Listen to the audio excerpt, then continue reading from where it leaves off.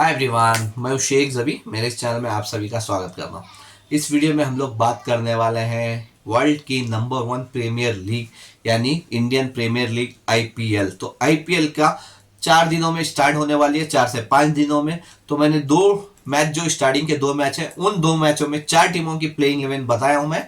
आप जाके मेरी वीडियोज में देख सकते हैं। चलिए अभी तीसरी मैच के बारे में जान लेते, जो होने वाली है सुपर किंग यानी Chennai super king versus Mumbai Indians. देखो, अगर चेन्नई सुपर किंग और मुंबई इंडियंस की मैं बात करूं ना, तो मेरे को एक ही मैच याद आती है जो आज भी वायरल है, जिसमें धोनी ने आखिरी के ओवर में यानी आखिरी के 4 गेंदों में आके हार्दिक पांड्या को वानखेड़े में 20 रन बनाए थे, यानी 3 छक्के मारे थे और हैट्रिक 3 छक्के मार के एक डबल लिया था। 4 गेंदों में 20 रन मारे थे, मतलब तबाही मच गई थी। वो आज भी वीडियो वायरल है, तो शायद आप लोग देखते होंगे कि वो आज भी वायरल है। तो देखते हैं क्या उस चीज का बदला मुंबई टीम इस बार निकाल पाती है या फिर चेन्नई फिर छा जाती है। तो चलिए जान लेते हैं कि मुंबई और चेन्नई में प्लेइंग 11 कैसे दिख रही है मेरे हिसाब से, क्योंकि जाहिर सी बात है मैं बता रहा हूं, ये मेरे हिसाब से गेस कर रहा हूं, क्योंकि प्लेइंग 11 कुछ अलग होगी, कुछ चेंज होगी। लेकिन मेरे हिसाब से जो 11 प्लेयर्स मेरे को नजर आते हैं, उस हिसाब से मैंने 11 प्लेयर्स बताया। तो आपके हिसाब से बता सकते हैं कि कौन सा प्लेयर आपको चेंज चाहिए। तो चलिए पहले मुंबई इंडियंस के बारे में जान लेते हैं, क्योंकि देखो मुंबई इंडियंस, जैसे मैंने बोला लास्ट वीडियो में, ईशान किशन को इन्होंने रिलीज कर दिया है। तो अभी देखते हैं कि कैसे इनकी बैलेंसिंग रहेगी टीम। तो देखो, जाहिर सी बात है, इंडिया के कप्तान रोहित शर्मा, क्योंकि रोहित शर्मा कप्तान के बारे में बात कर लूं, क्योंकि रोहित शर्मा आईपीएल में कप्तानी नहीं कर रहे, क्योंकि हार्दिक पांड्या कर रहे हैं। हार्दिक पांड्या कर रहे, लास्ट ईयर बहुत इशू हुआ था, लोगों ने ग्राउंड में तक हार्दिक पांड्या को नहीं बख्शा था। एक्चुअली वैसा नहीं करना चाहिए, वो बहुत गलत चीज है। क्योंकि देखो, मुंबई इंडियंस भी फ्यूचर कैप्टन देखना चाहती है, तो जाहिर सी बात है। तो अभी जैसे चेन्नई में भी देखो, धोनी कैप्टनशिप छोड़ दिए। क्यों छोड़े? क्योंकि उनको भी फ्यूचर में एक कैप्टन चाहिए। तो इसी वजह से यहाँ पे मुंबई ने भी हार्दिक पांड्या को कैप्टन बनाया है। तो अगर बात कर लूं मैं यहाँ पे ओपनर्स की, तो देखो रोहित शर्मा तो रहेंगे डेफिनेटली ओपनर, लेकिन रोहित शर्मा के साथ कौन ओपनिंग करेगा ये बहुत इंपॉर्टेंट है। क्या सूर्य कुमार यादव करेंगे, या फिर नमन धीर करेंगे, या फिर विल जैक्स के साथ ये ओपनिंग कराएंगे, या फिर तिलक वर्मा भी यहाँ पे मौजूद है तो उनके साथ भी ओपनिंग करा सकते हैं। देखो, रोहित शर्मा चल गए तो डेफिनेटली, जैसे हैदराबाद मुंबई के अगेंस्ट लास्ट जैसे 280 प्लस कुछ रन बनाए थे, तो रोहित शर्मा अकेले ही थे जो खड़े रहे थे।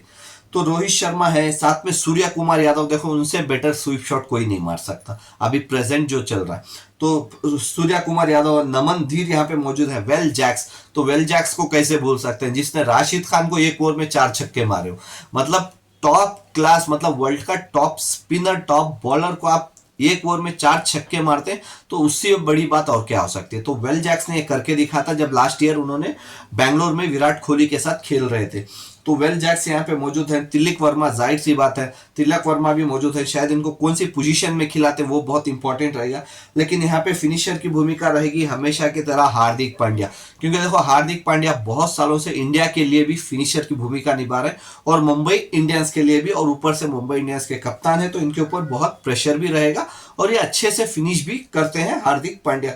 हार्दिक पांड्या के साथ साथ रॉबिन मिर्स भी है, तो ये भी अच्छे खासे मतलब विकेट कीपर और बल्लेबाज हैं। क्या रोहित शर्मा के साथ इनको ओपनिंग कराएंगे वो देखना रहेगा। और अगर ऑलराउंडर्स की मैं बात करूं, तो ऑलराउंडर्स मेरे को यहाँ पे नजर आ रहे हैं। एक ही जो न्यूजीलैंड के कप्तान थे, जो रनर्स थे चैंपियंस ट्रॉफी में, वो है सैंटनर। तो देखो, सैंटनर यहाँ पे मौजूद है, अच्छे विकेट टेकिंग बॉलर है और अच्छी खासी फिनिशिंग कर लेते हैं, अच्छी खासी बल्लेबाजी भी ये कर लेते हैं। अगर मैं बात करूं तो तकरीबन देखो 8 यहाँ पे मेरे को प्रॉपरली बल्लेबाज यहाँ पे नजर आते हैं। रोहित शर्मा हो, सूर्य कुमार यादव हो, वेल जैक्स हो, नमनदीर हो, हार्दिक पांड्या हो, तिलक वर्मा हो, रॉबिन मिड्स हो और सैंटनर हो। तकरीबन 8 बल्लेबाज मेरे को यहाँ पे नजर आते हैं। अगर गेंदबाज की मैं बात करूं तो गेंदबाज कम नहीं है बाबा। मतलब मुंबई की गेंदबाजी ना जैसे हैदराबाद की है, तो मैं बोल सकता हूँ हैदराबाद के बराबर या हैदराबाद के ऊपर भी हो सकती है इसकी गेंदबाजी।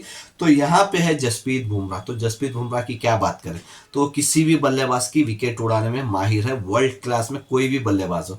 तो जसप्रीत बुमराह, उसके साथ ट्रेंट बोल्ट, तो ट्रेंट बोल्ट भी जसप्रीत बुमराह से पीछे नहीं रहते, तो वो भी कोई भी आगे बल्लेबाज हो तो उसकी विकेट डेफिनेटली उड़ाने का दमखम रखते हैं। तो साथ में है दीपक चाहर। तो दीपक चाहर देखो चेन्नई में बहुत सालों से खेल रहे हैं, लेकिन यहाँ पे इस साल मुंबई से पहली मैच चेन्नई के अगेंस्ट खेलेंगे। तो देखना पड़ेगा ये प्लेइंग 11 में रहेंगे या नहीं रहेंगे। मेरे हिसाब से रखेंगे तो बहुत अच्छा है। तो देखो यहाँ पे 3 प्रॉपरली गेंदबाज हो गए, यहाँ पे 3 फास्ट गेंदबाज हो गए, तीनों एक्सपीरियंस है, बहुत सालों से इंटरनेशनल क्रिकेट खेलते हैं। तो उसके साथ साथ है हार्दिक पांड्या। तो हार्दिक पांड्या भी यहाँ पे मौजूद है जो इंटरनेशनल क्रिकेट बहुत सालों से खेल रहे हैं, तो अच्छा खासा एक्सपीरियंस है। तो 4 यहाँ पे गेंदबाज हो गए प्रॉपरली। अगर वो छोड़ दें तो सैंडनर तो वर्ल्ड क्लास स्पिनर है और बहुत सालों से चेन्नई में भी खेले हैं, तो डेफिनेटली इनको खिलाएंगे ही खिलाएंगे चेन्नई के ऑपोजिट पे। तो 5 गेंदबाज यहाँ पे हो गए और साथ में तिलक वर्मा भी यहाँ पे बॉलिंग कर सकते हैं और नमन धीर भी बॉलिंग कर सकते हैं। मतलब यहाँ पे देखो 8 यहाँ पे बल्लेबाज हैं प्रॉपरली। अगर ऑलराउंडर्स को सब मिला दो तो वैसे ही गेंदबाज भी यहाँ पे तकरीबन 7 गेंदबाज मिल जाएंगे, जो बहुत अच्छा रहेगा T20 में। अगर उसमें फास्ट गेंदबाजी तकरीबन प्रॉपरली 4 गेंदबाज होते, क्योंकि इंपॉर्टेंट ये है फास्ट गेंदबाजी बहुत इंपॉर्टेंट रखती है आईपीएल में, क्योंकि इंडिया के ग्राउंड्स बहुत छोटे होते। अगर स्पिनर्स अगर चल गया तो चल गया, नहीं तो स्पिनर्स को तो एक ओवर में 2 से 3 छक्के भी पड़ जाते हैं यहाँ पे, क्योंकि बाउंड्रीज बहुत छोटी रहती है। तो मुंबई इंडियंस की टीम तो बहुत अच्छी लग रही है मेरे को। तो देखते हैं, मेरे हिसाब से प्लेइंग 11 है तो मुंबई इंडियंस की क्या प्लेइंग 11 रहती है जब मैच स्टार्ट होगी संडे के दिन, यानी थर्ड मैच रहेगी इसके दूसरे दिन, यानी आईपीएल के दूसरे दिन। तो सेकेंड मैच रहेगी इसकी संडे को। तो वही से ही अगर यहाँ पे चेन्नई सुपर किंग की बात करूं तो देखो चेन्नई सुपर किंग तो क्या बात करूं, मतलब इसकी प्लेइंग 11 कोई सेट नहीं कर सकता, क्योंकि धोनी कब किसको भेजेंगे वो किसी को पता नहीं रहता। मतलब कभी भी वो भी बल्लेबाजी करने आते, कभी भी किसको भी भेज देते। लेकिन अगर चेन्नई की बात करूं तो देखो यहाँ पे कैप्टन कर रहे हैं गायकवाड़, क्योंकि लास्ट ईयर भी गायकवाड़ ने यहाँ पे कैप्टनशिप की थी। तो जाहिर सी बात है इस साल भी कैप्टनशिप गायकवाड़ करेंगे, क्योंकि वो भी चेन्नई सुपर किंग भी फ्यूचर का कैप्टन ढूंढ रही है आफ्टर धोनी। तो धोनी के बाद कोई ना कोई बल्लेबाज चाहिए। और इंपॉर्टेंट ये है क्या धोनी इस साल खेल के क्या रिटायर्ड ले लेंगे या फिर और खेलेंगे, ये देखना बहुत इंपॉर्टेंट रहेगा। चलिए अभी बल्लेबाजी की बात करते हैं। तो देखो गायकवाड़ तो ओपनिंग ही करते हैं। तो साथ में है कॉनवे। तो कॉनवे न्यूजीलैंड के ओपनर बल्लेबाज हैं, तो जाहिर सी बात है बहुत अच्छी बल्लेबाजी करते हैं चेन्नई में भी और इंटरनेशनल में भी।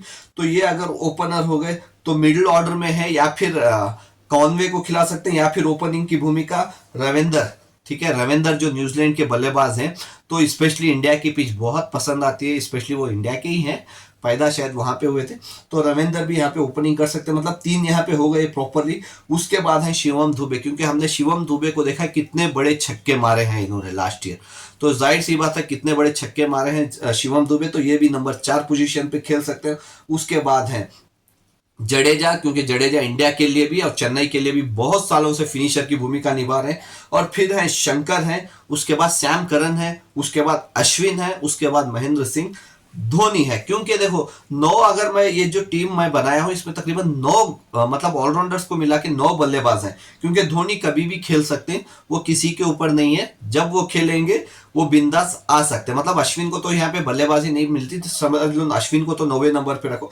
अगर अश्विन को भी मैं यहाँ पे हटाऊं ना तो भी 8 प्रॉपरली बल्लेबाज मौजूद है यहाँ पे चेन्नई सुपर किंग के लिए। और इंपॉर्टेंट यही रहेगा कि कौन सा प्लेयर कौन सी पोजीशन में खेलेगा, क्योंकि चेन्नई में ओपनर्स भी हैं, मिडिल ऑर्डर्स है, फिनिशर है, जो बहुत अच्छा है चेन्नई की टीम के लिए। क्योंकि मुंबई के ऊपर टक्कर ले सकती है चेन्नई की टीम। क्योंकि देखो अगर आईपीएल की बात करूं तो हिस्ट्री में चेन्नई सुपर किंग, मुंबई और कोलकाता, इन तीनों के पास ही ज्यादा ट्रॉफीज हैं।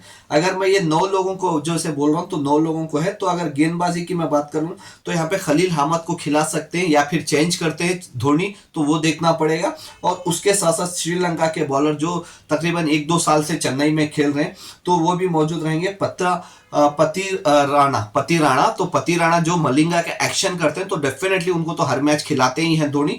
तो ये 2 फास्ट गेंदबाज हो गए। और साथ में रहेंगे सैम करन, तो ये भी ओपनिंग भी कर सकते हैं, बॉलिंग भी कर सकते हैं, फिनिशर की भूमिका भी निभा सकते हैं और मतलब कैप्टनशिप भी कर चुके हैं आईपीएल में ये। तो सैम करन ये 3 फास्ट गेंदबाज हो गए। साथ में विजय शंकर मौजूद रहेंगे, तो चाहे तो उनको भी ये फास्ट गेंदबाजी दे सकते हैं। समझ लो अगर ये 4 फास्ट गेंदबाज है, मीडियम फास्ट समझ लो, पेसर समझ लो, तो ये 4 हो गए। अगर स्पिन की बात कर लो तो स्पिन में भी कुछ भी कम नहीं है ये टीम, मतलब एक से बढ़कर एक है।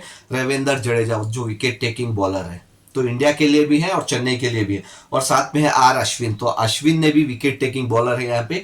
और अश्विन के साथ साथ यहाँ पे शिवम दुबे को भी यहाँ पे यूज कर सकते हैं बॉलिंग के लिए, और रविंदर को भी यहाँ पे यूज कर सकते हैं। अगर देखो तो तकरीबन 8 से 9 बल्लेबाज नजर आते हैं, और गेंदबाजी की मैं बात करूं तो तकरीबन गेंदबाजी भी यहाँ पे तकरीबन 8 लोग यहाँ पे नजर आते हैं। गायकवाड़ और कॉनवे और महेंद्र सिंह धोनी को हटा दो ना, तो तकरीबन 8 यहाँ पे प्रॉपर स्पिनर्स और फास्ट गेंदबाजी मेरे को नजर आती है, और 8 से 9 बल्लेबाज यहाँ पे है जो लाजवाब है। तो देखते हैं कि क्या होता है, कि क्योंकि ये मैच होने वाली है चेन्नई में, तो क्राउड तो भरपूर रहेगा, और धोनी को सी पोजीशन पे खेलते वो बहुत इंपॉर्टेंट है, क्योंकि चेन्नई में एक ऐसी टीम, मतलब चेन्नई में खेलते तो जब धोनी आने वाले रहते हैं तो मतलब क्राउड आके प्रे करती रहते हैं कि कोई प्लेयर आउट हो जाए चेन्नई का ही, और धोनी को हमको देखने का मौका मिले।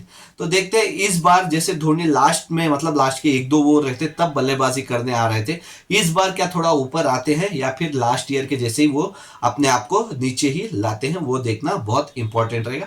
तो आपके हिसाब से क्या लगता है, क्या ये प्लेइंग लेवल में आपको कुछ चेंजेस चाहिए, तो आप मेरे को वो कॉमेंट्स करके बता सकते हैं। बाय, ठीक है।